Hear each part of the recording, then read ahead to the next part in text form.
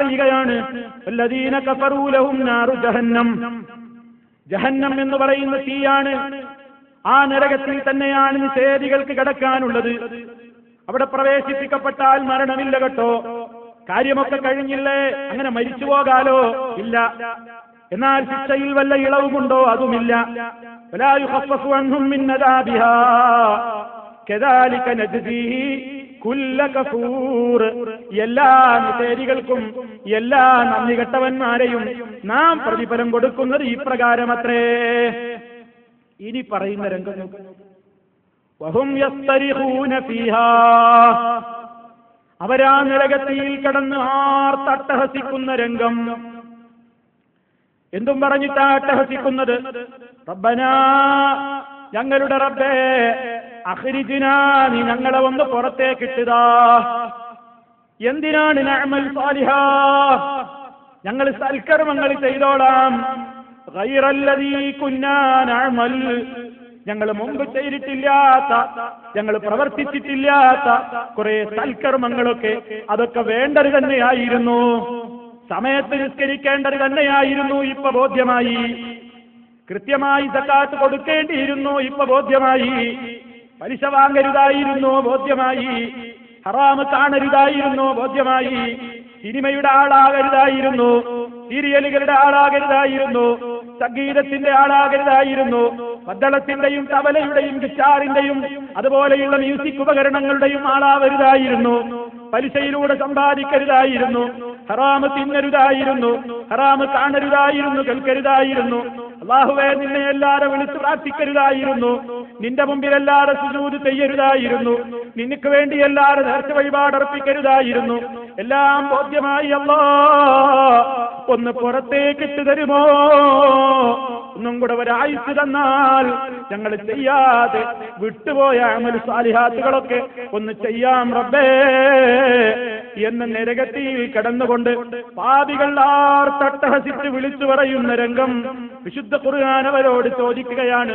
അല്ലാഹ് അതിന് മറുപടി പറയുന്ന രംഗം നോക്കൂ. അല്ലാഹു ഇത് പറയുന്ന പാപികളോട് ചോദിക്കുകയാണ്, കാഫിറുകളോട് ചോദിക്കുകയാണ്, അവലം നുഅമ്മിറുക്കും, ഞാൻ നിങ്ങൾക്ക് ആയുസ് തന്നിരുന്നില്ലേ? നിങ്ങളെ ഞാൻ വെറുതെ ഇങ്ങ് ജഹന്നമിലിട്ടതാണോ? ഞാൻ നിങ്ങൾക്ക് ഒരുപാട് വയസ്സുകാലം ജീവിക്കാൻ തന്നില്ലേ? അവലം നുഅമ്മിറുക്കും, ഞാൻ നിങ്ങൾക്ക് ആയുസ് തന്നിരുന്നില്ലേ? 10ഉം 60ഉം 45ഉം 50ഉം 70ഉം 80ഉം ഒക്കെ കൊല്ലം ജീവിച്ചവർ, അതിലും അപ്പുറം ജീവിച്ചവർ, അള്ളാഹു കണക്കാക്കി ആയുഷ്കാലം ജീവിച്ചു തീർത്തവർ, അള്ളാഹ് ചോദിക്കുകയാണ്, ഞാൻ നിങ്ങൾക്ക് ആയുസ് തന്നിരുന്നില്ലയോ? എന്തിന്? മാ യതദക്കറു ഫീഹി മൻ തദക്കർ, ചിന്തിക്കാനും ആലോചിക്കാനും പഠിക്കാനുമൊക്കെ ഉപകാരപ്പെടുന്ന നിലക്ക് നിങ്ങൾക്ക് അതിനൊക്കെ സൗകര്യം കിട്ടുമാറ് ഞാൻ നിങ്ങൾക്ക് സമയം തന്നിരുന്നില്ലേ? ഞാൻ നിങ്ങൾക്ക് ഏറ്റവും വലിയ സൗകര്യം തന്നിരുന്നില്ലേ? മാത്രമല്ല, നേരെ നെറുകേടെന്ന് പഠിപ്പിക്കാൻ വേണ്ടി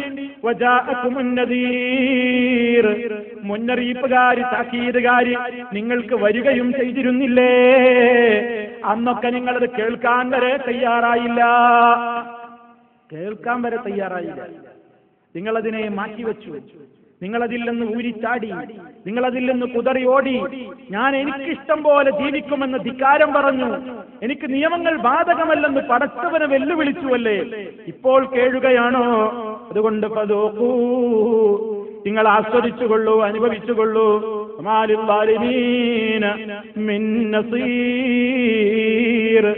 അക്രമികളായ ആളുകൾക്ക് ഒരു സഹായിയെയും കാണാൻ കഴിയില്ല.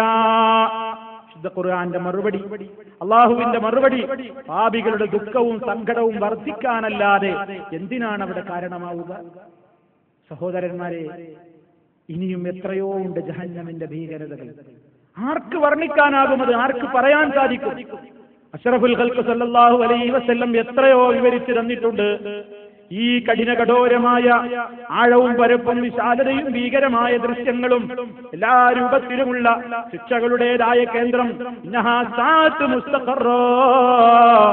അതെത്ര മോശമായ സങ്കേതമാണ്, അതുപോലെ തന്നെ എത്ര മോശമായ സ്ഥലമാണ് എന്നൊക്കെ പറയുന്ന വാചകങ്ങളിലൂടെ ധാരാളമായി ശുദ്ധവചനങ്ങളിലൂടെ പഠിപ്പിക്കപ്പെട്ട ആ നരകത്തിൽ നിന്ന് രക്ഷ നേടലാണ് നമ്മുടെ ഏറ്റവും വലിയ ബാധ്യത.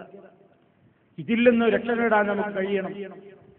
ഇതിൽ നിന്ന് രക്ഷ നേടാൻ കഴിയണം. ജഹന്നമിനെ കുറിച്ച് അല്ലാഹുവോട് പറയുമ്പോൾ പ്രാർത്ഥിക്കുമ്പോഴെല്ലാം മനോമുകുരത്തിൽ തെളിഞ്ഞു വരണം. വിശുദ്ധ ഖുർആനും ഹദീസും ഒക്കെ പറഞ്ഞ ജഹന്നമിന്റെ ഭീകരതകൾ, അതിന്റെ ഏറ്റവും ഭയാനകമായ രംഗങ്ങൾ ഞാൻ അതിൽ നിന്ന് ഒരല്പം മാത്രമേ നിങ്ങളുടെ ശ്രദ്ധയിൽപ്പെടുത്തിയിട്ടുള്ളൂ. പറഞ്ഞതിന്റെ 10 ഇരട്ടിയാണ് പറയാതെ പോയിട്ടുള്ളത്. ആ കഠിനകഠോരമായ നരകം, അതിൽ നിന്ന് നീ ഞങ്ങളെ രക്ഷിക്കണേ എന്ന് പ്രാർത്ഥിക്കുന്ന സത്യവിശ്വാസി, ഇസ്ലാമിൽ ഒരു നിയമമുണ്ട്, കേവല പ്രാർത്ഥന കൊണ്ട് കാര്യമില്ല. പ്രാർത്ഥിക്കുന്നത് എന്ത് കാര്യത്തിന് വേണ്ടിയാണോ അതിനാവശ്യമായ സഹായകരമായ നിലക്കുള്ള പ്രവൃത്തിയും വേണം. നരകത്തിൽ നിന്ന് രക്ഷിക്കണേ അല്ലാ എന്ന് പറയുക, നരകത്തിയിൽ നിന്ന് നീ ഞങ്ങളെയൊക്കെ മോചിപ്പിക്കണേ എന്ന് മനമുരുകി ലൈലത്തുൽ ഖദറിൽ പ്രാർത്ഥിക്കുക. പക്ഷേ ജീവിതത്തിൽ പിന്നെയും ജഹന്നമിലേക്ക് കൂപ്പുകുത്തി വീഴാൻ മാത്രമുള്ള വിശ്വാസവും ആചാരവും സ്വഭാവവുമായി നടക്കുകയും ചെയ്യുക. ഈ ഒരവസ്ഥയായാൽ നമുക്ക് ജഹന്നമിൽ നിന്ന് രക്ഷപ്പെടാൻ കഴിയുമോ? ജഹന്നമിൽ നിന്ന് രക്ഷപ്പെടാൻ ഒരൊറ്റ മാർഗമേയുള്ളൂ. വിശ്വാസം നന്നാക്കണം. വല്ലസർ ഇന്നൽ ഇൻസാന ലഫീ ഖുസ്ർ, സർവ്വ മനുഷ്യന്മാരും പരാജയത്തിലാണ്. പരാജയം എന്ന് പറയുന്നത് പരലോക പരാജയമാണ്. അത് ജഹന്നമിൽ ചെന്ന് വീഴലുമാണ്.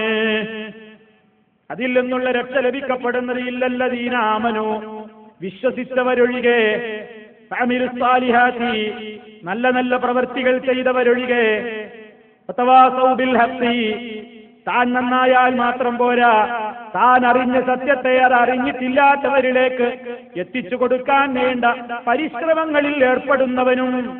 അതുപോലെ തന്നെ ആ മാർഗം വലിയ സുഗമമായ മാർഗമല്ല. ആളുകളോട് ഹക്ക് പറയുമ്പോ, ഹക്ക് കൊണ്ട് ഉപദേശിക്കുമ്പോ ഒരുപാട് ത്യാഗമുണ്ട്. സാമ്പത്തിക നഷ്ടം വരും, ശാരീരിക ദ്രോഹമേൽക്കേണ്ടി വരും, മാനസിക പീഡനം അനുഭവിക്കേണ്ടി വരും, ധാരാളം ദ്രോഹങ്ങൾ ഉണ്ടാകേണ്ടി വരും. അതൊക്കെയും നേരിടാനുള്ള മനക്കരുത്ത് വേണം. സബർ കൊണ്ടും പരസ്പരം ഈ മേഖലയിൽ ഉപദേശിക്കുന്നവരും ഒഴികെ. നമ്മൾ ചിന്തിക്കുക, ജഹന്നമിൽ പോകാൻ മാത്രം വിധിക്കപ്പെട്ടവരാണോ? എന്താണ് നമ്മുടെ വിശ്വാസം? അല്ലാഹു ഒരിക്കലും പൊറുക്കാത്ത മഹാപാതകമാണ് ശിർക്ക്. എന്തും അവൻ പൊറുക്കും, ശിർക്ക് അവൻ പൊറുക്കില്ല. ഇന്നല്ലാഹ ലാ യഗ്ഫിറു അൻ യുശ്റക ബിഹി, അല്ലാഹു അവനിൽ പങ്കു ചേർക്കപ്പെടുന്നത് ഒരിക്കലും പൊറുക്കുന്നതല്ല. വയഗ്ഫിറു മാ ദൂന ദാലിക ലിമൻ യശാ, അതിൽ താഴെയുള്ളത് അവൻ ഉദ്ദേശിക്കുന്നവർക്ക് അവൻ തൗബ കൂടാതെ തന്നെ പുറത്തു കൊടുത്തേക്കും. തൗബയുണ്ടെങ്കിലല്ലാതെ ശിർക്കല്ല പുറത്തൂല. തൗബ ചെയ്യാതെ ഒരാൾ ശിർക്കായിക്കൊണ്ട് മരണപ്പെട്ടു പോയാൽ ശാശ്വതമായി നരകത്തിൽ തന്നെയാണ്. ഏറ്റവും ഭയപ്പെടേണ്ടുന്ന രോഗമാണ് ശിർക്ക്. അല്ലാഹു അല്ലാത്തവരെ വിളിച്ചു പ്രാർത്ഥിച്ചുകൊണ്ടിരിക്കുന്ന ആയിരക്കണക്കിന് ആളുകൾ, വിവിധ മതത്തിലെ ആളുകൾ കല്ലുകൾക്ക് മുമ്പിൽ സുജൂദ് ചെയ്യുന്നു, കല്ലുകളോട് തേടുന്നു, ഖബറുകളോട് തേടുന്നു, ഖബറിൽ അടക്കപ്പെട്ട മഹാത്മാക്കളോട് തേടുന്നു. അതുപോലെ തന്നെ നിർത്തിവെക്കപ്പെട്ടതും കിടത്തിവെക്കപ്പെട്ടതുമായ ബിംബങ്ങളുടെ മുമ്പിൽ പോയി പല രൂപത്തിലുള്ള ആചാരങ്ങൾ ചെയ്യുന്നു. അവരെ വിളിച്ച് പ്രാർത്ഥിക്കുന്നു, അവരോട് സങ്കടം പറയുന്നു, അവർക്ക് വേണ്ടി നേർച്ച വഴിപാടുകൾ അർപ്പിക്കുന്നു. അവരെ അടക്കം ചെയ്യപ്പെട്ടിട്ടുള്ള കേന്ദ്രങ്ങളുടെ ചുറ്റും അവർ വലം വെക്കുന്നു, തവാഫ് ചെയ്യുന്നു. പല രൂപത്തിലുള്ള സങ്കടങ്ങളും അവിടെ പോയി ബോധിപ്പിക്കുന്നു. പറഞ്ഞിട്ട് ആഗ്രഹങ്ങൾ തീരാത്തത് കടലാസുകളിൽ എഴുതിയിട്ട് മഹാത്മാക്കളുടെ ദർഗകളിലേക്ക് അപേക്ഷകളായി ഇട്ടുകൊടുക്കുന്നു.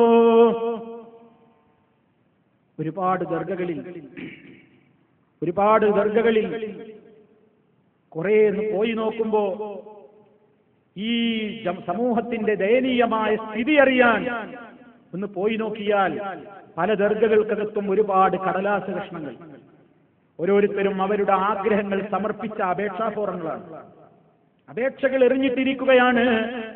ആ ഖബറിൽ കിടക്കുന്ന വലിയനോട്, മഹാത്മാവിനോട്, മഹദിയോട്, അല്ലെങ്കിൽ ആരാണെന്നറിയാത്ത ആളോട് ചോദിക്കുകയാണ് എല്ലാ കാര്യങ്ങളും, സങ്കടങ്ങളും, മനസ്സിന്റെ വേദനകൾ പറഞ്ഞിരിക്കുകയാണ്, എഴുതിയറിയിച്ചിരിക്കുകയാണ്, പാടിപ്പറയുകയാണ്. അവിടെ വെച്ച് കണ്ണുനീരൊലിപ്പിച്ചുകൊണ്ട് തേടുകയാണ്. സഹോദരാ, അല്ലാഹു പൊറുക്കുമോ? മഹാനായ നബി സല്ലല്ലാഹു അലൈഹി വസല്ലം പറഞ്ഞത് എന്താണ്? കുൽ, നബിയോട് അല്ലാഹു തആല പറഞ്ഞില്ലേ, പറയൂ നബിയേ, ഇന്നമാ അദ്ഉ റബ്ബി, ഞാൻ എന്റെ റബ്ബിനോട് മാത്രമേ വിളിച്ചു ദുആ ചെയ്യുകയുള്ളൂ. വലാ ഉശ്രികു ബിഹി അഹദാ, ഞാൻ അവരിൽ ഒരാളെയും പങ്കു ചേർക്കുന്നതല്ല. മറ്റൊരാളെ വിളിച്ചു തേടുമ്പോ, മറ്റൊരാളോട് ദുആ ചെയ്യുമ്പോ അത് പങ്കു ചേർക്കലായി മാറും എന്നർത്ഥം. അള്ളാഹു തീരെ പൊറുക്കാത്ത സംഗതിയാണ്. ജഹന്നം കഠിന കഠോരമായ നരകം ശിർക്ക് ചെയ്യുന്ന ആളുകളെ കാത്തിരിക്കുകയാണ്. ഏത് മതക്കാരനായിരുന്നാലും ഏത് വിഭാഗമായിരുന്നാലും ശിർക്കാണ് അവൻ പ്രവർത്തിക്കുന്നതെങ്കിൽ കഠിന കഠോരമായ നരകം കാത്തിരിക്കുകയാണ്. പിന്നെ മൊത്തത്തിൽ അസീം പാപികളായ ആളുകൾ, അതിന്റെ താഴെയുള്ള പാപികൾ, ഏത് പാപങ്ങളൊക്കെയാണ് എന്തൊക്കെയാണ് അള്ളയാണല്ലോ അറിയുന്നവൻ. നാം ചെയ്യേണ്ടത് നമ്മുടെ വിശ്വാസം ശുദ്ധിയാക്കലാണ്. വിശ്വാസം ശുദ്ധമാവാതെ ഒരു കർമ്മവും വിലപ്പോവില്ല. അതുകൊണ്ട് ശിർക്ക് വന്നു പോകരുത്. നമ്മുടെ പ്രവർത്തനങ്ങൾ ഒരാൾ കാണാൻ വേണ്ടിയാകരുത്. റിയായിന്റെ മനസ്ഥിതി ഉണ്ടാകരുത്. അള്ളാഹിന്റെ അടുക്കൽ നിന്ന് പ്രതിഫലം കിട്ടണമെന്ന് ഇഖ്ലാസോടെ ചെയ്യുക. അള്ളാഹുവിന് വേണ്ടി മാത്രം ചെയ്യുക. ഒരു നിലക്കും ശിർക്കുകൾ വന്നു പോകാതെ ഗൗരവത്തോടു കൂടി സൂക്ഷിക്കുക. ഹറാമുകളിൽ നിന്ന് ജീവിതത്തെ കൺട്രോൾ ചെയ്യുക. ആവർത്തിച്ചോർമ്മപ്പെടുത്തുന്നു, ജീവിതം അശ്ലീലതകൾ കൊണ്ട് നിറഞ്ഞാടുകയാണ്. കഴിഞ്ഞ ഒരു വിഷയമുണ്ടായിരുന്നു നമുക്ക് പറയാൻ ബാക്കിയുള്ളത്. ഞാനിപ്പോൾ അതിലേക്ക് പ്രവേശിക്കുന്നില്ല. ഈ സമുദായത്തിൽ അശ്ലീലതകൾ പടർന്നു പിടിക്കുകയാണ്. തോന്നിയാസങ്ങൾ വർദ്ധിക്കുകയാണ്. മൊബൈൽ എന്ന് പറയുന്ന ആ ഒരു അനുഗ്രഹം എന്ന് പറയപ്പെടാവുന്ന, നമുക്ക് പലരുമായും ബന്ധപ്പെടാനും പല കാര്യങ്ങൾക്കും ഉപയോഗപ്പെടുത്താൻ കഴിയാവുന്ന ആ ഒരു അനുഗ്രഹം പോലും ഉപയോഗപ്പെടുത്തിയിട്ട് ചീത്തയും വൃത്തികേടുകളും അശ്ലീലങ്ങളും പെരുകുകയാണ്, വർദ്ധിക്കുകയാണ്. ഈ സമുദായത്തിന്റെ ദുരന്തം